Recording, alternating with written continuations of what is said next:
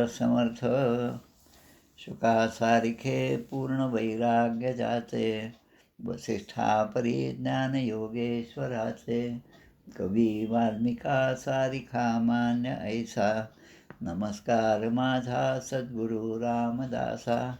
श्रीराम मला वाटते अंतरी त्वा वसावे, तुझ्या दासबोधासी त्वा बोध व्हावे, अपत्या परिपाववी प्रेमग्रासा, महाराज या सद्गुरु रामदासा. जय जय रघुवीर समर्थ. श्रीकृष्ण गोविंद हरे मुरारे, हे नाथ नारायण वासुदेव, प्रद्युम्न दामोदर विश्वनाथ, मुकुंद विष्णुर्भगवन् नमस्ते. सच्चिदानन्दरूपाय विश्वोत्पत्त्यादिहेतवे, तापत्रय विनाशाय श्रीकृष्णाय वयं नुमः. कृष्णाय वासुदेवाय हरये परमात्मने, प्रणतक्लेशनाशाय गोविन्दाय नमो नमः. वसुदेवसुतं देवं कंसचाणूरमर्दनं, देवकी परमानन्दं कृष्णं वन्दे जगद्गुरुं. कृष्णकमलपत्राक्षं पुण्यश्रवणकीर्तनं, वासुदेवं जगद्योनिं नौमि नारायणं हरिं.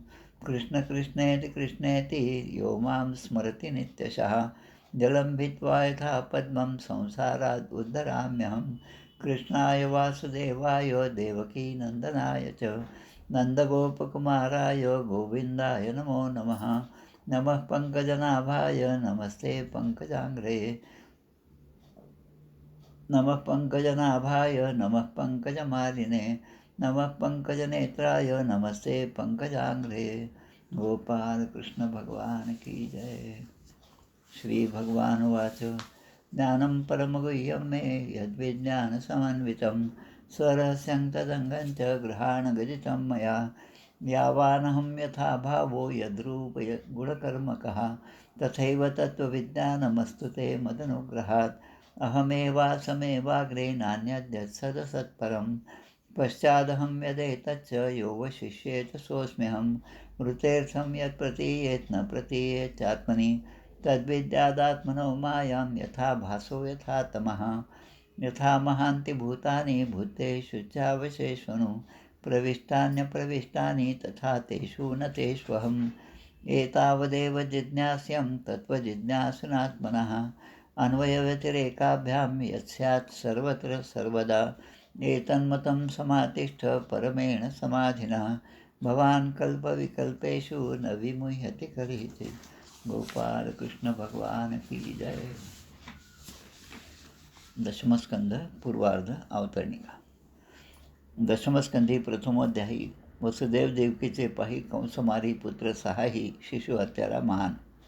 भगवंताचा गर्भप्रवेश गर्भस्तुती द्वितीय अध्यायास. श्रीकृष्ण प्रकटला तृतीयास योग माया भविष्य चतुर्थी. पंचमात जन्मोत्सव गोकुळी पूतना षष्ठात उद्धरली, शकट तृणावर्तोद्धार कथा केली सप्तमा माझी. अष्टमी नामकरण बाललीला, नवमी श्रीकृष्ण उखळी बांधला, दशमी यमलार्जन उद्धरला, एकादशी तारिले वत्सबक, अगासुरोद्धार द्वादशी, ब्रह्मा मोहनाश त्रयोदशी, ब्रह्माद्वारा स्तुती चतुर्दशी, पंचदशी धेनुककालिया युद्ध, षोडशी काली अशी प्रसन्न, सप्तदशी त्याचे पूर्वकथन, दावानली वाचिती व्रजजन, अष्टादशी प्रलंब तारिला, 19वी व्रजानंद शांती, 20 शरदृतू कथाती, 21व्यात अन्योक्ती वेणुगीत, चिरहरण 22शी, यज्ञपत्नीवरी कृपा 23शी, इंद्रयज्ञ निवारण 24शी, 25शी गोवर्धनोद्धारण, श्रीकृष्ण चर्चा 26शी, श्रीकृष्णाभिषेक 27शी, नंदबंधमुक्ती 28शी, 29शी रासलीलारंभ, गोपी विरह 30, गोपिका गीत 31, गोपीशी कृष्णदर्शन 32, महारास 33शी,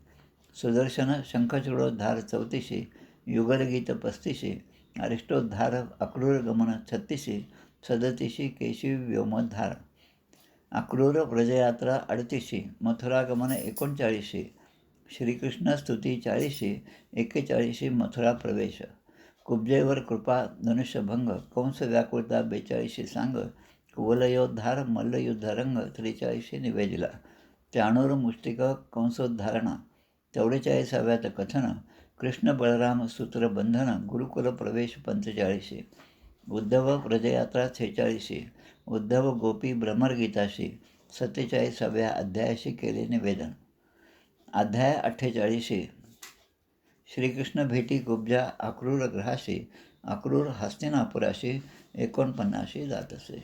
गोपाल कृष्ण भगवान की जय. जय जय रघुवीर समर्थ. श्रीराम जय राम. दशमस्कंदामधील 49वाध्याय 39वा अध्याय आपल्याला पाहायचा. मागच्या अध्यायामध्ये आपण पाहिलं की कंसाने आपली सभा बोलवली.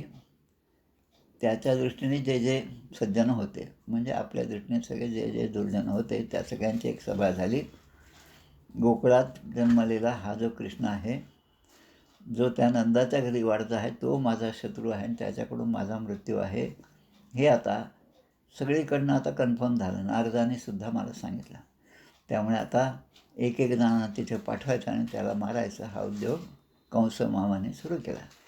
आत्तापर्यंत अनेकाचा उद्धार झाला, अनेकांना यमसदनाला पाठवले. जवळपास भगवान श्रीकृष्णाच्या एकूण 125 वर्षाच्या आयुष्यातील 10 वर्ष या गोकुळामध्ये त्याने काढली. बालपणीच्या आईवडिलांपासून दूर राहिले. यशोदा आणि नंद यांच्या लालनपालनाने ते 10 वर्षापर्यंत ते झाले आणि आता मथुरेमध्ये प्रवेश करण्याचा प्रसंग आला. आत्तापर्यंत जे काही दानव होते त्यांना मारणं झालं. आता एकच या दानवांचा प्रमुख असणारा कंस आणि त्याच्या अनुषंगाने त्याच्या आसपास असणारे जे त्याचे अष्टप्रधान असतील ते, तो कुवलयापीड हत्ती आहे, मुष्टिक आहे, चाणूर आहे, यांचंसुद्धा आता यमसदनाला पाठवायची वेळ झाली. आता भगवान श्रीकृष्णांना आणण्यासाठी कंसाने अक्रूर यांची योजना केली. अक्रूर हे कंसाच्या दरबारात होते. जसं विभीषण रावणाकडे होते तसे अक्रूर कंसाकडे होते, पण त्यांची निष्ठा मात्र श्रीकृष्णाच्या पायी होती, वसुदेव आणि देवकी यांच्या पायी होती. त्यामुळे आता जेव्हा भगवंताला आणायचं असतं तेव्हा राक्षसांना पाठवून चालत नाही. तेव्हा कोणीतरी देवभक्तच आणला पाहिजे आणि त्यालाच हे काम दिलं पाहिजे. म्हणून त्यांनी अक्रूरांच्याकडे हे काम दिलं. अक्रूर विचार करत होते, भगवंताचा जन्म झाला, रात्री बेरात्री झाला, तिथून वसुदेवाने त्याला तिकडे नेऊन ठेवलं, त्यामुळे भगवंताचं दर्शनच माझं झालं नाही. आता या आदेशानुसार, राजाच्या आदेशानुसार ही संधी मला प्राप्त होत आहे आणि मी मोठा भाग्यवान आहे असा विचार करून अक्रूर त्या ठिकाणी जाण्यासाठी निघाले. मागच्या अध्यायात आपण पाहिलं, हा जो पूर्ण प्रवास केला मथुरेपासून गोकुळामध्ये नंदग्रहामध्ये, त्या प्रवासाच्या दरम्यान त्याच्या मनामध्ये कोणते कोणते विचार आले. तिथे गेल्यानंतर माझं कसं स्वागत होईल, नंद बलराम श्रीकृष्ण यांना पाहिल्यानंतर मी काय करेन आणि मी त्यांच्याशी कसं प्रेमाने वागेल, ते मला जवळ घेतील का, ते मला काका म्हणून हाक मारतील का, असं एक एक विचार करत करत ते या ठिकाणी येऊन पोचले. त्यानंतर आता दोघांनी स्वागतसुद्धा केलं, चांगल्या प्रकारे त्यांचा सत्कार केला, सगळी व्यवस्था नीट पाहिली. नंदबाबा पण त्या ठिकाणी होते. आता दुसऱ्या दिवशी त्या ठिकाणून निघायचं. तो प्रसंग आता या 39व्या अध्यायामध्ये आहे. श्रीकृष्ण बलरामांचे मथुरागमन. श्रीशुकोवाच सुखोपविष्ट पर्यंके रामकृष्णो रुमानितः लेभे मनोरथान सर्वान पथी यान स चकार. रस्त्यामध्ये येत असताना मनामध्ये जो जो विचार आला ते आता माझे विचार आता सगळे पूर्ण झाले, पूर्णत्वास आले आहे. ते माझं स्वागत करतील का, त्याने स्वागत केलं. ते मला मोठा म्हणून मान देतील का, मानही दिला. दोघे येऊन अक्रूर काकांच्या पायासुद्धा पडले. सगळ्या गोष्टी आपल्या मनाप्रमाणे झाल्या, याचाच त्यांना आनंद झाला. किम लभ्यम भगवती प्रसन्ने श्रीनिकेतने तथापि तत्परा राजन ही वांछन्ति किंचन. लक्ष्मीचे आश्रयस्थान असणारे भगवंत, आता तेच भगवंत आपल्यावर प्रसन्न झाल्यावर एखादी गोष्ट आपल्याला प्राप्त होणार नाही अशी असू शकेल काय, असा विचार या ठिकाणी शुकदेवाने परीक्षित राजाला सांगितला. संध्याकाळचे भोजन झाले. देवकीनंदन भगवंताने श्रीकृष्णाने अक्रूराला आता काही प्रश्न विचारायला सुरुवात केली. त्यात ते म्हणतात की हा जो आमचे मामा आहे कंस, एकच मामा आहे, पण तो सुद्धा अशा प्रकारचा आहे की कोणाला सांगावं की नाही. कंसाचं सगळं चरित्र असं आहे, एकही माणूस तुम्हाला कंस या नावाचा मिळणार नाही. अगदी जगामध्ये म्हटलं तरी काही हरकत नाही. तसा दुर्योधन नावाचाही कोणी मिळणार नाही. पण योगायोगाने मी जेव्हा त्या एकेहरी मठामध्ये गेलो, तिथून आम्ही बीदरला गेलो आणि अजून एक 2 मठ त्या ठिकाणचे पाहिले. त्या मठामध्ये जे पुजारी होते, त्या पुजाऱ्यांचं नाव दुर्योधन होतं. दुर्योधन पाटील नावाचे पुजारी त्या ठिकाणी पूजा करत होते. नरसोबा म्हणून जे आत्माराम महाराजांचे शिष्य होते, त्यांच्या समाधीची पूजा करणारे ते होते. लगेच मी त्यांना म्हटलं, अगदी दुर्मिळ असं तुमचं नाव आहे. आता माझ्या म्हणण्याचा अर्थ वगैरे त्यांचं काही तेवढं लक्षात आलं नाही. खेड्यामध्ये समाधीची मनोभावे पूजा करणारे ते दुर्योधन पाटील म्हणून होते.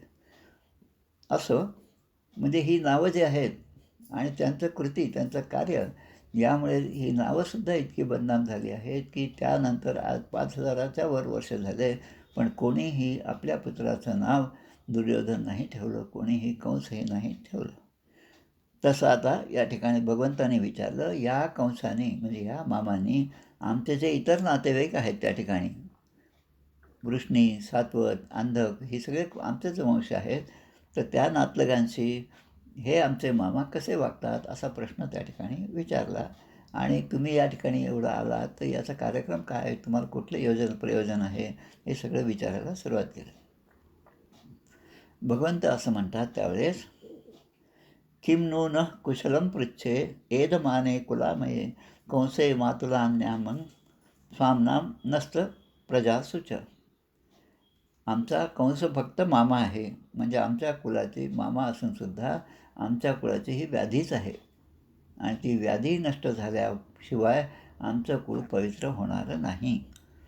आता ती व्याधी जर वाढत असेल तर मग माझं विचारणं की आमचे आप्त म्हणजे आमच्या इतर वंशातले सगळे नातेवाईक जे आहेत ते कुशल आहेत का असं मी तुम्हाला विचारतो आहे. पण हे विचारणंसुद्धा योग्य नाही, हे सुद्धा मी जाणतो. माझ्यामुळेच माझ्या निरपराध अशा आईवडिलांना, वसुदेव आणि देवकी यांना सदाचरणी होते, निरपराध होते, पण त्यांना त्यामध्ये कारागृहामध्ये राहावं लागलं, कित्येक कष्ट सहन करावे लागले माझ्यासाठी. पहिली 6 मुलं मारली गेली. आईवडिलांना आपला पुत्र आपल्या डोळ्यासमोर मारल्या जाणं किंवा त्याचा मृत्यू होणं हे पाहणं फार दुर्भाग्य आहे. आईवडिलांचं फार मोठा आघात त्यांना सहन करावा लागतो. हार अपेक्षा त्यांनी सहन केल्या आणि माझ्यामुळेच ते तुरुंगात गेले आणि त्यामुळे त्यांची मुलंसुद्धा मारली गेली असं कृष्ण या ठिकाणी म्हणतात. अहो अस्मद्भूत भूरी पित्रोर वृजिनम आर्यो हो यद्धेतो हो पुत्रमरणम यद्धेतो बंधनम तयो हो. आता हे असं म्हणताना एक गोष्ट आठवते. समर्थ आपल्याला सांगतात, सज्जनास त्रास दिल्याविना राज्यक्रांती होईना. सज्जन लोकांना त्रास होणं ही एका अर्थाने सज्जनांची परीक्षाच आहे. ते एक तप आहे, ते एक व्रत आहे.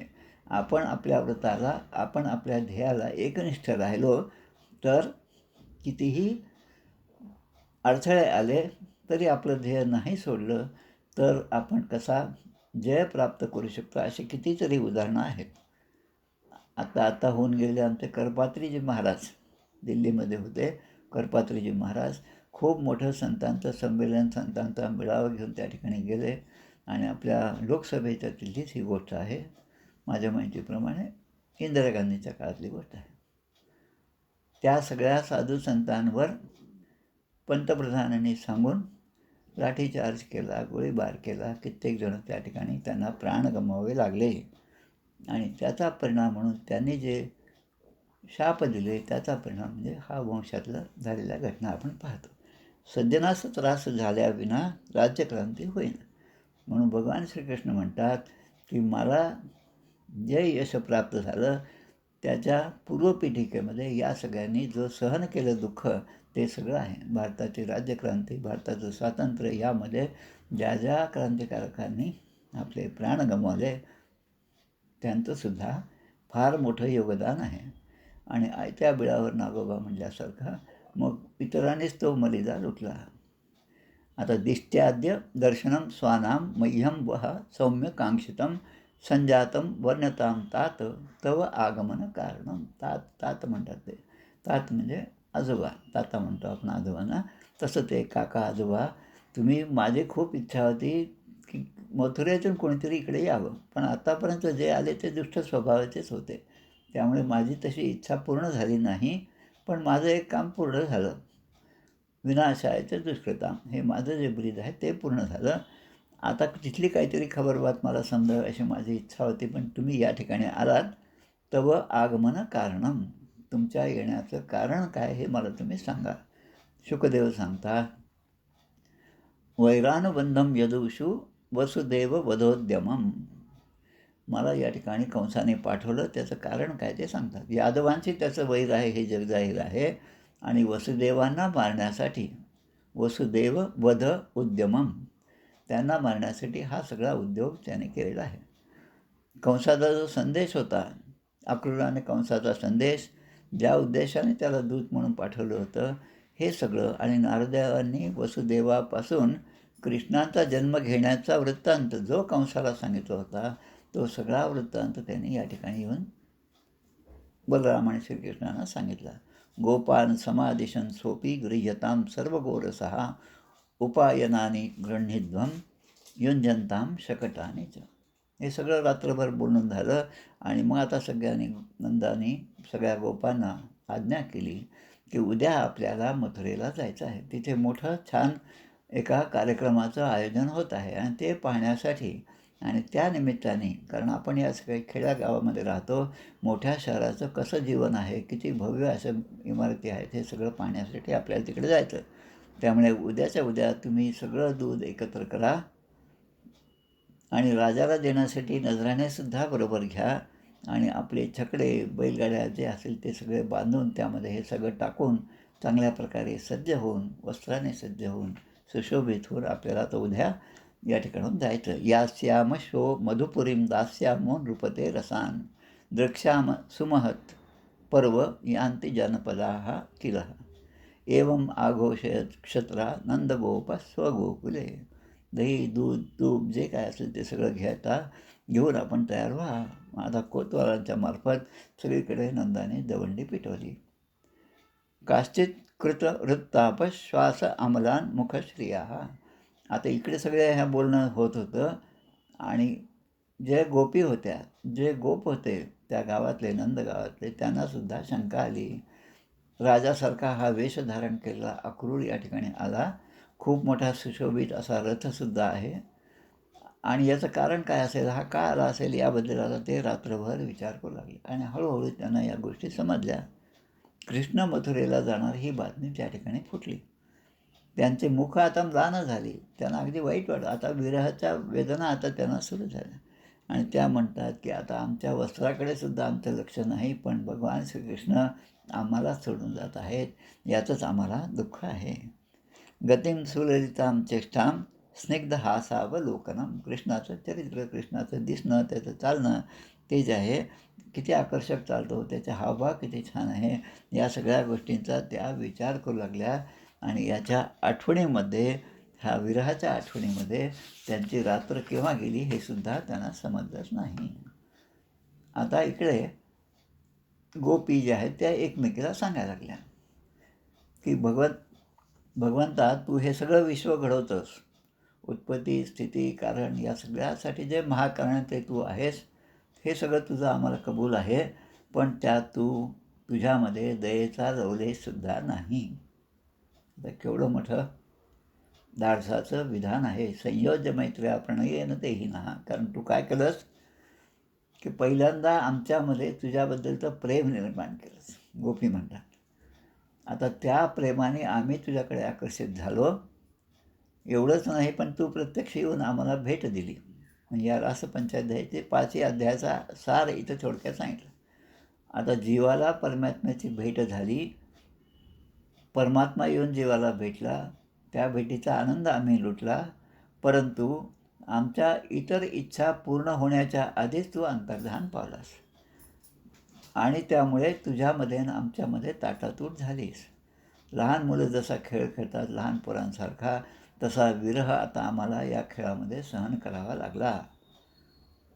आधी तुझं मुखकमल पाहून आम्हाला आनंद वाटत होता. तुझे सुंदर गाल वगैरे सगळे केश आहेत हे सगळं पाहून आम्ही किती आनंदित होतो. पण आता मात्र तू आता आमच्या दृष्टीआड होणार आहेस म्हणून त्यांना खूप वाईट वाटत होतं. क्रूरस्त्वम् अक्रूरसमाख्यया स्म नः चक्षुर्हि दत्तं हरसे बताद्य बत. तूच क्रूर आहेस आणि तुझं नाव मात्र अक्रूर आहे असं त्या आता गोपी म्हणायला लागल्या. तू इथे आलास इथपर्यंत ठीक आहे, पण आमच्या डोळ्यामध्ये सतत ज्याची प्रतिमा आहे, आमच्या मनामध्ये ज्याचं नेहमी गुणवर्णन आम्ही करीत असतो, हृदयामध्ये ज्याची छबी आमच्या हृदयामध्ये स्पष्ट दिसते आम्हाला, त्यालाच तू आमच्यापासून दूर नेत आहेस आणि हे तुझं क्रूर वर्तन आहे. म्हणून भगवंता याचं नाव अक्रूर का ठेवलं हेच आम्हाला समजत नाही. मग म्हणतात की आजच्या रात्रीनंतर आता त्या स्वतःचं ते विरह तर आहे त्यामध्ये कृष्णापासून आपण दूर जाणार, पण आता त्याचा काय म्हणतात पॉझिटिव्ह साईड, सकारात्मक जी बाजू आहे ती याचा विचार करतात. कृष्ण आमच्यापासून दूर जाणार हे तर आमच्या नशिबातच कमीपणा आहे, पण ज्या अर्थी ते आता मथुरेला जाणार आहेत त्या अर्थी मथुरेतील स्त्रिया जे गोप आहेत तिथली जे माणसं आहेत ते किती भाग्यवान आहेत की त्यांना मथुरेमध्ये ही सगळी मंडळी जेव्हा प्रवेश करतील तेव्हा त्यांना श्रीकृष्णाचं रूप सौंदर्य, त्यांचं ऐश्वर, त्यांचं चालणं बोलणं वागणं, मोठ्यांच्या पाया पडणं, बरोबरच्यांना हस्तांदोलन करणं, लहानांचा आशीर्वाद देणं, या सगळ्या लहान छान गोष्टी त्यांना आता इतक्या जवळून पाहायला मिळतील. आता यांच्याबरोबर जे आमच्या गावातील गोप चाललेले आहेत ते सुद्धा खरं भाग्यवान आहेत, कारण त्यांना या गोष्टी प्रत्यक्ष पाहायला मिळतील. पण आम्हाला मात्र कृष्णाचा विरहच होणार आहे. ग्राम्या सलज्जस्मित विभ्रमैर भ्रमण. आता आम्ही गावंढळ आहोत, आम्ही खेड्यातले आहोत, म्हणून या कृष्णाला नेहमी नवीन नवीन गोष्टी पाहण्याची सवय आहे किंवा त्याची ती काय म्हणतात त्याला तो नादच आहे. त्यामुळे आम्हालाच इथे तो टाकून आता त्या मथुरेमध्ये जाणार आहे, कारण आम्ही गावंढळ आहोत. त्यामुळे तो आता पुन्हा आमच्याकडे येईल का नाही अशी आम्हाला शंका येते. अद्य ध्रुवम तत्र दृश्यो भविष्यते. काय काय भविष्यते? दासार भोजक अंध वृष्णी सात्वताम महोत्सव श्रीरमणं गुणास्पदम द्रक्षंतीचे ये चाध्वनी देवकी सुतम. हे लोक मथुरेला जातील तेव्हा मात्र ते त्या ठिकाणी सगळे तृप्त होतील तिथलं वैभव पाहून. मैतद विधस्या करुणस्य नाम भूः अक्रूर इत्येदत दतीव दारुणः प्रियात प्रियम नेशती पारमध्वन. इकडे गोपी ज्या आहेत त्या इतक्या दुःखित झाल्या, आम्ही सगळ्या दुःखित झालेलो आहोत, पण तिकडे अक्रूर मात्र आमच्या प्रियतमाला भगवान श्रीकृष्णांना घेऊन जात आहे. याचं नाव खरं म्हणजे अक्रूर असायलाच नको होतं. जराही दयामाया नसलेले श्रीकृष्ण पहा आमच्यासमोर त्या रथातसुद्धा जाऊन बसले. आता भगवंताची अशी अडचण झाली, आपण म्हणतो की तो पूर्ण अवतार आहे पण मनुष्य देह धारण केला. भगवंताची अशी अडचण झाली की त्यांना आता जाऊन गोपींना भेटायची सुद्धा हिंमत होत नाही. आमचे तेजोमयानंद जे आहेत चिन्मय मिशनचे दुसरे अध्यक्ष, त्यांनी श्रीमद भागवतावर खूप छान ग्रंथ लिहिला. त्यामध्ये ते म्हणतात भगवंतांना गोपींना जाऊन सांगण्याची, त्यांचा निरोप घेण्याची सुद्धा हिंमत झाली नाही. ते जाऊन आपल्या त्या रथामध्ये जाऊन बसलेत. आणि आमच्यातील जे वृद्ध मंडळी होती ज्यांच्याकडे आम्ही आमचं गाऱ्हाणं मांडलं ते सुद्धा आता आमच्या सगळ्या बोलण्याकडे कानाडोळा करत आहेत. ते आमच्याकडे लक्षच देत नाहीत. आमच्या दुर्भाग्याने आजपासून आम्हाला ते कृष्णापासून दूर ठेवत आहेत. यस्यानुराग ललितस्मितवल्गु मंत्रम लीलावलोकपरिरंभण रास गोष्ठ्याम. आत्तापर्यंत सगळं मधुर हास्य गूढ अशा गोड गोड गोष्टी प्रेमाने जवळ घेणं आणि आलिंगन देणं हे जे रासलीलेमध्ये आम्ही अनुभवलं ते सगळं आता त्यापासून आम्ही दूर जाणार आहोत. ते जेव्हा वनामधून गायी चारून संध्याकाळी परत येत होते तेव्हा दिवसभर आम्ही त्यांच्या विरहाने तप्त होत होतो, पण संध्याकाळी आल्यानंतर त्यांचं दर्शन घेतल्यावर आमचं हृदय आमचं मन किती शांत होत होतं. अशा प्रकारे त्या मनामध्ये सगळ्या विचार करू लागल्या. शुकदेव सांगतात की हे सगळं झाल्यानंतर जसं आता तर आपल्यासाठी प्रश्न आहे की एखाद्याला आपण सांगितलं तू रस्त्यावर जा आणि मोठ्याने आरडाओरडा कर आणि रडायला लाग, बोकाड पसर साध्या शब्दात असं सांगितलं की आपण काय म्हणतो, नाही नाही असं कसं करायचं, लोक काय म्हणतील, माझी मलाच लाज वाटते, असं मी करणार नाही. पण त्या गोपींनी ही सगळी लोकलज्जा सोडून विसृज्य लज्जाम, विसृज्य म्हणजे लज्जा सोडून रुरुदस्म सुस्वरम रडायला सुरुवात केली, मोठ्याने रडायला सुरू केली. त्याने गळा काढायला सुरुवात आणि मोठ्याने ते ओरडायला लागल्या, गोविंद दामोदर माधवेची, गोविंद दामोदर माधव. भगवंताचं नाम घेऊन आपला विरह जो आहे तो त्यांनी त्या ठिकाणी व्यक्त केला. आता पुढे असं करण्यामध्ये सगळी रात्र गेली आणि सकाळी आता दिसते त्यांच्यासमोर की हे सगळे जाऊन बसलेले आहेत. आता आपण निघाल्यामुळे या सगळ्या गोपी संतप्त झालेल्या आहेत, शोक संतप्त झाल्या आहेत.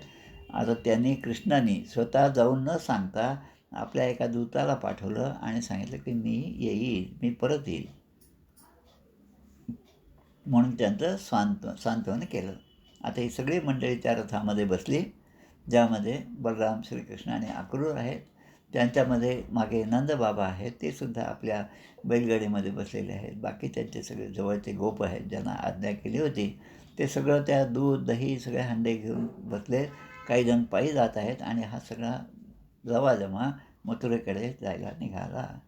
भगवानपि संप्रातो रामाक्रूर योतो नृप रथेन वायुर्वेगेन कालिंदीम अघनाशिनीम.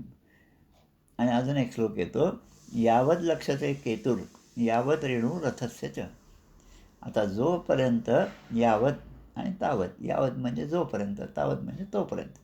यावत लक्षते केतुर, केतू म्हणजे ध्वज, अक्रूराच्या रथाचा ध्वज. लक्षते म्हणजे जोपर्यंत तो आमच्या डोळ्याला दिसतो तोपर्यंत गोपी त्या ठिकाणी उभ्याच होत्या. दूर जाईपर्यंत त्यांचा ध्वज दिसेपर्यंत त्या ठिकाणीच डोळ्यामध्ये अश्रू घेऊन त्या ठिकाणी उभ्या होत्या. आणि यावत रेणू रथस्यच, आता खूप दूर गेल्यामुळे त्या रथाच्या आणि या सगळ्या लोकांच्या त्या गाड्या घेऊन जाण्यामुळे सगळी धूळच धूळ दिसत होती. ती धूळ शांत होईपर्यंत सगळ्याजणी त्याच रस्त्याकडे डोळे लागून बसलेल्या होत्या. भगवानपि संप्रातो रामाक्रूरियोतो नृपा रथेन वायुवेगेन कालिंदीम अघनाशिनीम. कालिंदी म्हणजे यमुना नदीला अघनाशिनी म्हणते. अघ म्हणजे पाप, सर्व पापांचा नाश करणारी ही कालिंदी नदी, यमुना नदी, पापनाशिनी यमुना, तिच्या तीरापर्यंत हे सगळं लवाजमा जाऊन पोचला. आणि तिथे गेल्यानंतर वेळ झाली म्हणून या दोघा भावांना रथामध्येच बसवलं. अक्रूर खाली उतरले, बाकी सगळे लोक त्या काठावर थांबले. आता अक्रूराने आता स्नान संध्या करण्यासाठी त्या यमुनेमध्ये प्रवेश केला. निमज्ज तस्मिन् सलिले जपन ब्रह्म सनातनम तावेव तदृश क्रूरो रामकृष्ण समन्वितो. त्याने पाण्यामध्ये बुडी मारली आणि पाण्यामध्ये आतमध्ये गेल्यानंतर त्यावेळी त्यांना त्या ठिकाणी सुद्धा भगवान श्रीकृष्ण आणि बलराम दोघे बसलेले त्यांना दिसले पाण्यामध्ये. आता त्यांनी विचार केला, तौ रथस्थौ कथमिह, त्या रथामध्ये जे बसलेले आहेत ते इथे मला कसे काय दिसले असा तो विचार करू लागला. कदाचित ते रथामध्ये नसतील आणि तेच या पाण्यामध्ये येऊन मला दर्शन देत असतील असा विचार मनामध्ये आला. पण असं होणं शक्यच नाही, असं म्हणून त्याने पुन्हा पाण्यातून डोकं वर काढलं. तरी स्वित शंदनेन स्त इंत्युमज्ज व्यचष्टस तत्रापिच यथापूर्वम आसीनो पुनरयसह. बाहेर आल्यावर त्याने पाहिलं की हे दोघे तर रथामध्ये शांतपणे बसलेले आहेत आणि माझं हे स्नान चालू आहे, संध्या चालू आहे, जप चालू आहे, तोपर्यंत त्या ठिकाणी स्वस्थ असे बसलेले त्याला दिसले. पण त्याला असं वाटलं हा काहीतरी मला भ्रम होत आहे. आपण म्हणतो ना, मला जरा चिमटा काढून पाहा बरं, मला जे वाटतं ते खरं आहे का नाही, तसं. आणि मग त्यांनी पुन्हा नमज्जत दर्शनम यन्मे मृषाकिम सलिले तयो, पुन्हा एकदा त्या पाण्यामध्ये प्रवेश केला. आता जेव्हा पाण्यामध्ये प्रवेश केला तर त्यांना दिसलं की बलराम जे आहे ते शेषरूपाने त्या ठिकाणी आहेत, शेष विराजमान आहे, शेषाचे हजारो फणे आहेत, त्या फण्यांवर मुकुट आहेत हे त्यांना दिसलं.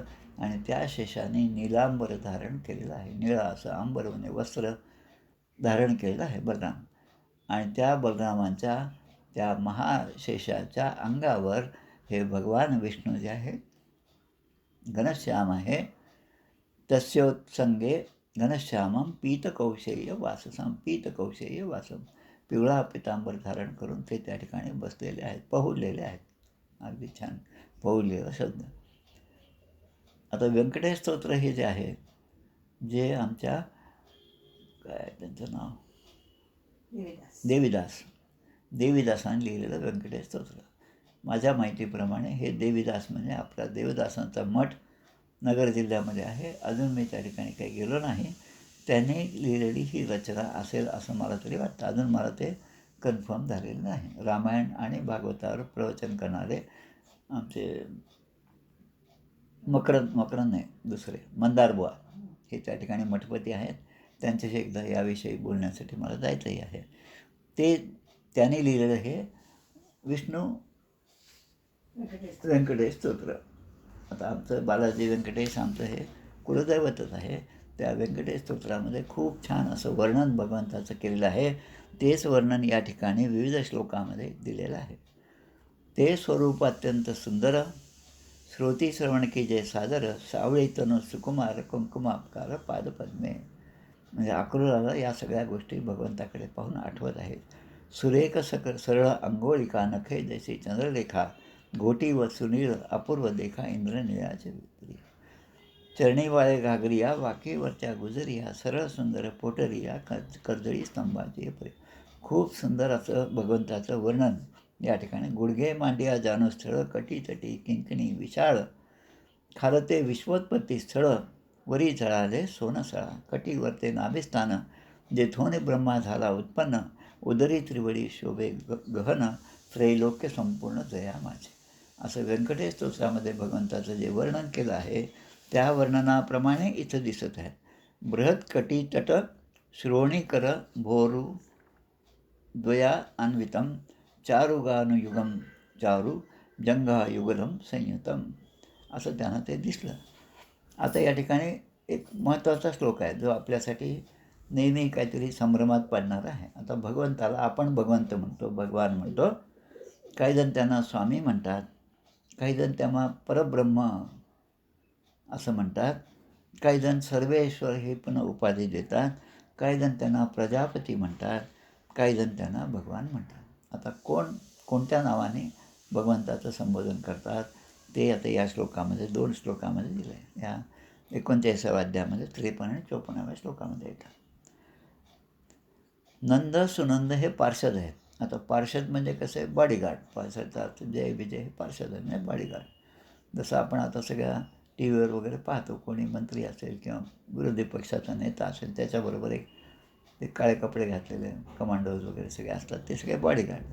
आता ते त्यांना स्वामी म्हणून पाहतात, कारण ते सेवक आहेत म्हणून ते स्वामिक सेवक भाव त्यांच्या ठिकाणी आहे. म्हणून नंद सुनंद हे असे जे पार्षद आहेत, 10 पार्षदांची नावं दिलेली आहेत, ते सगळे त्यांना स्वामी असं म्हणतात भगवंता. त्यानंतर सनकाधिक ऋषी जे 5 वर्षाचे आहेत, सनक सनंदन सनातन सनतकुमार ब्रह्मदेवाचे पहिले मानसपुत्र, ते त्यांना परब्रह्म म्हणतात. त्यांनी परब्रह्म असं संबोधन केलेलं आहे. हा कार्तिक महिना आहे. याच कार्तिक महिन्यामध्ये या सनकादी ऋषींनी पूर्ण भागवत नारदांना ऐकवलेलं आहे. बद्रीनाथामध्ये ही कथा झाली होती. कार्तिक शुद्ध नवमीपासून कार्तिक पौर्णिमेपर्यंत. आता पुढे ब्रह्मदेव महादेव हे जे मुख्य देवता आहेत, त्या देवता भगवंताला सर्वेश्वर असं म्हणतात. ईश्वर आणि सर्वेश्वर, सगळ्या ईश्वरांचे ईश्वर असणारे सर्वेश्वर. त्यानंतर मरीची इत्यादी जे ऋषी आहेत, कोण आहेत, ब्रह्मदेवाचे मानसपुत्र, त्यांचीसुद्धा नावं मरीची अत्री अंगिरस, पुलत्स्य पुलह कृतू, दक्ष भृगू आणि वशिष्ठ हे जे आहेत, हे सगळे भगवंताला काय म्हणतात, तर ते त्यांना प्रजापती असं म्हणतात. प्रजापती म्हणजे ज्यांच्यापासून या सगळ्या प्रजा निर्माण झाल्या. ह्या मुख्य आपली गोत्रसुद्धा असतात, मरीची अत्री अंगिरस पुलत्स्य पुलह कृतू दक्ष भृगू वशिष्ठ, म्हणजे हे आमचे मूळ पुरुष आहेत. मग ते त्यांना प्रजापती असं म्हणतात भगवंताला. आणि जे भक्त आहेत, कोण, प्रल्हाद नारद वसू हे जे आहेत, ते मात्र भगवंतांना भगवान असं संबोधन करतात. प्रल्हाद नारद वसूर प्रमुखैर भागवतोत्तमैः तमैः स्तूयमानं पृथक् भावैर वचोभिर अमलात्मभिः. अमलात्मा हे सगळे या नावाने त्यांना संबोधन करतात. आता पुढे अजून एक दोन गोष्टी येतात या अध्यायामध्ये. श्रिया पुष्ट्या गिऱ्या कांत्या कीर्त्या तुष्टेलयोर्जया विद्यया अविद्यया शक्त्या मायया च निवेशितम. आता याचा अर्थ हे सगळं त्याने पाहिलं, पाण्यामध्ये सुद्धा पाहिलं, भगवंत इकडे सुद्धा आहेत.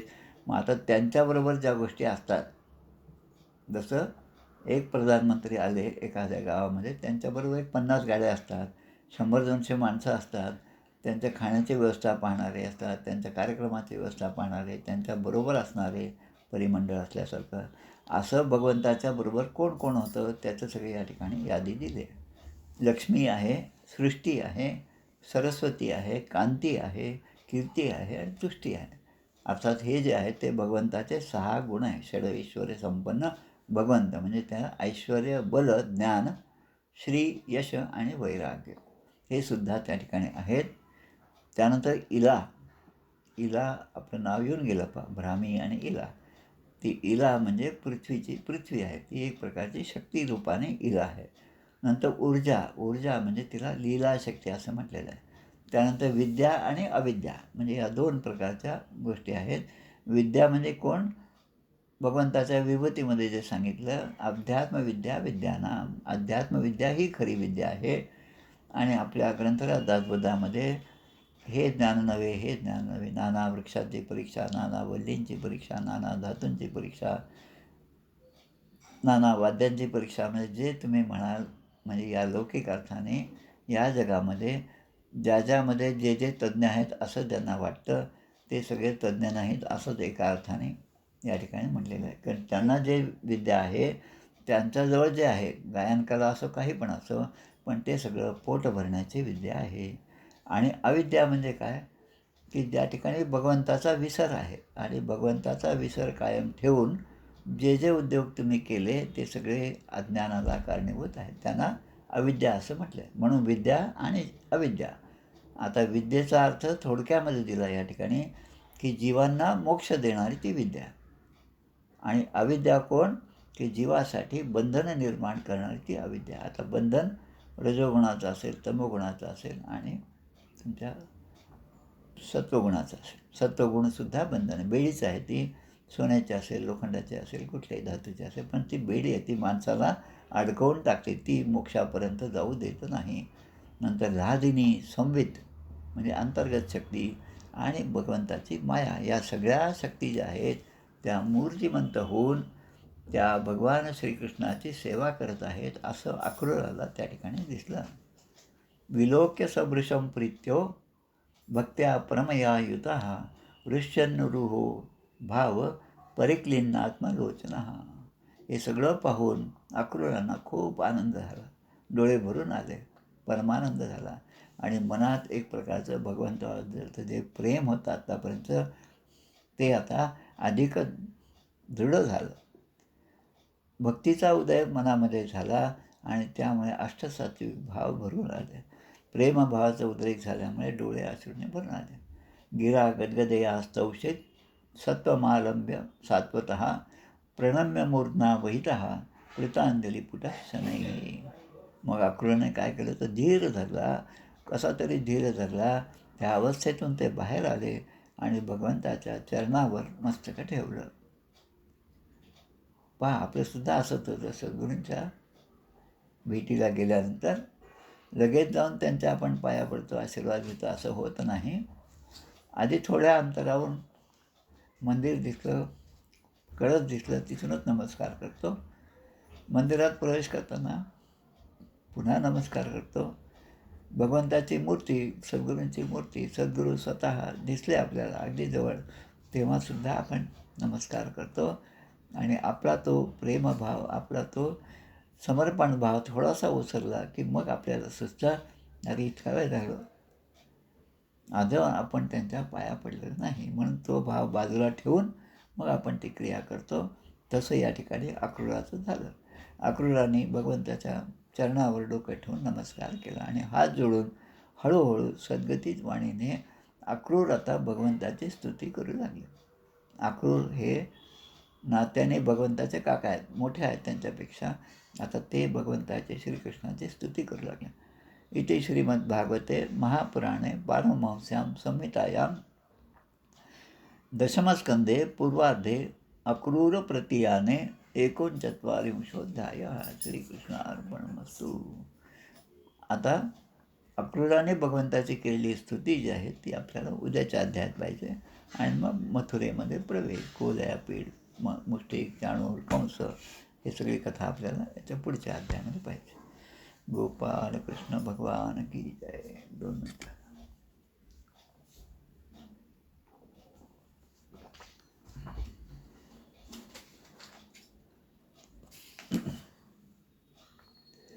जय हो जय श्री भागवता, आरती करी तुझ भगवंता. जय हो जय श्री भागवता, आरती करी तुझ भगवंता. श्री शुकमुनीने परम भक्तीने नाना परीने गायले जा हरिचरिता. आरती करी तुझ भगवंता. वेद तरुचे मधुर फळ, साधुरसे जे सोज्वळ. आत्मा राम अचळ, सेवुनी करीती जन सफळ. महापर्वणी आली अवनी, ती अगहरणी भवजलतरणी. ती पतिता आरती करी तुझ भगवंता. येथे व्यासांची वाणी, सार्थक हरिगुण गावोनी. शास्त्र पुराणी मुकुटमणी, परम प्रेमामृत जननी. सहज सेविता भाविक भक्ता, उदारदाता मोक्ष तत्वता. स्नेहाता आरती करी तुझ भगवंता. गमते जण मानस तीर्थ, 12 सोपाने युक्त. निर्मल भक्ती जले भरित, विहरे हरिहंस चितेथ. श्लोक सुकुमले संत अलिकुले, सेवुनी रमले भान विसरले. रस पिता आरती करी तुझ भगवंता. गमते जण मानस तीर्थ, अपार महिमा ग्रंथाचा. वदवे ना कोणासाचा, मेवा कविवर संतांचा. प्राणची कीर्तनकारांचा, जणू बोधाचा स्वयंप्रभेचा. 12 कळीचा रवी अंतरीचा, तमहरता आरती करी तुझ भगवंता. ग्रंथ नवे हा श्रीकृष्ण, गीते वेधी मन पूर्ण. अनन्य होता या शरण, खचित टळे जन्म मरण. त्रिताप जाती चिरये शांती, नाथ ही वदती रामपदी ठेवी माथा. आरती करी तुझ भगवंता. जय हो जय श्री भागवता, आरती करी तुझ भगवंता. 1-2 मिनटं मला बोलायचं आहे. या ठिकाणी आज आपल्या ठिकाणी श्री अतुल शास्त्री म्हणून आलेले आहेत. आपला जो तडवळीचे मठ आहे, जगन्नाथ स्वामी जगज्जीवन महाराजांचा जो मठ आहे, कल्याण स्वामींच्या शिष्याद्वारे, त्या मठाच्या परंपरेमधले 5वे जे मठपती होते, त्यांच्या घराण्यातले हे अतुल शास्त्री म्हणून आहेत. ते कीर्तनकार आहेत. सज्जनगडावरसुद्धा त्यांनी चांगली सेवा दिलेली आहे आणि त्यांचा कीर्तनाचा चांगला अभ्याससुद्धा आहे. ते सुद्धा आज आपल्या भाग्याने या ठिकाणी उपस्थित आहेत. त्यांचं नावसुद्धा मला दिसतं आहे. अतुल शास्त्री, आपलं स्वागत आहे आजच्या या. जय जय रघुवीर समर्थ, गोपाल कृष्ण भगवान की जय. श्रीराम जय राम जय जय राम.